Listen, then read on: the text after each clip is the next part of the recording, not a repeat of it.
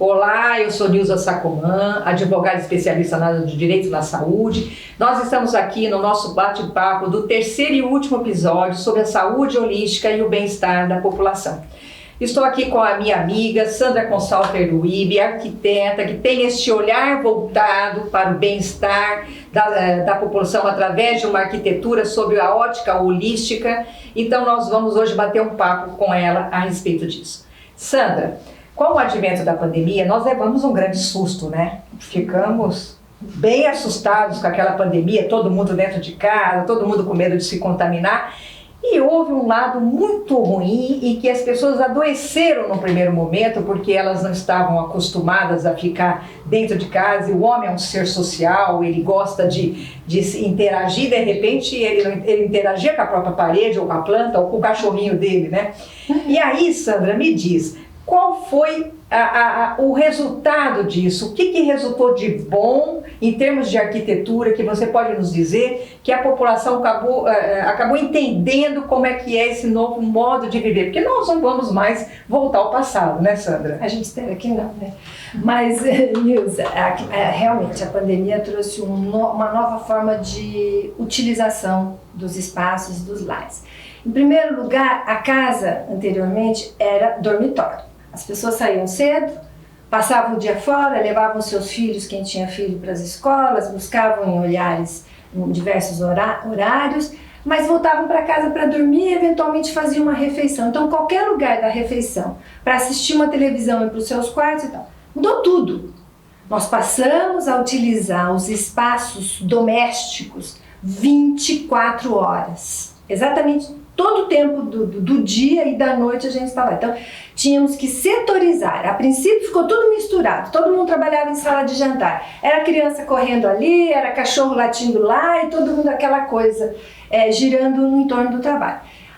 Mobiliário não era adequado, porque cadeira de sala de jantar não é cadeira de trabalho. Então ela não tem ergonomia, você não consegue ajustar o móvel.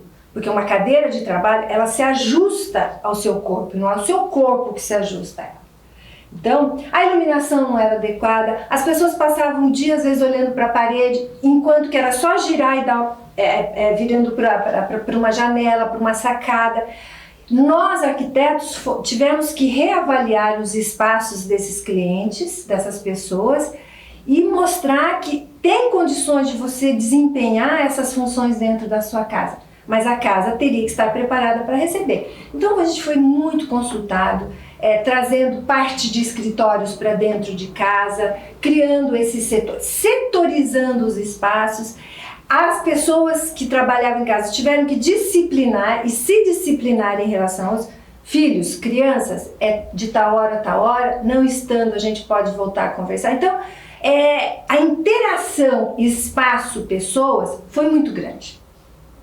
E nós, profissionais da área de arquitetura e os clientes, e as pessoas de uma forma geral, não pode esquecer, nós temos muitas soluções para criar espaços seguros para os de novos jovens, mais ou menos jovens e idosos, que seja, né, essa nova classificação.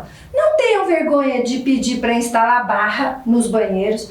Não fiquem intimidados em colocar uma banqueta para você sentar e lavar seu pé dentro do banheiro.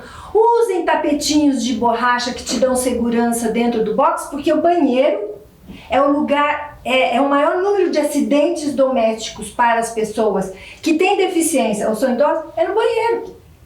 É interessante você falar isso, Sandra, porque a gente não tinha esse olhar. Eu tive uma experiência na época da pandemia, montei minha escrivaninha na sala. Depois de um mês eu já estava irritadíssima. Chamei a Sandra, ela criou um ambiente maravilhoso. Hoje eu tenho um escritório em casa, que é uma biblioteca, que eu adoro o ambiente.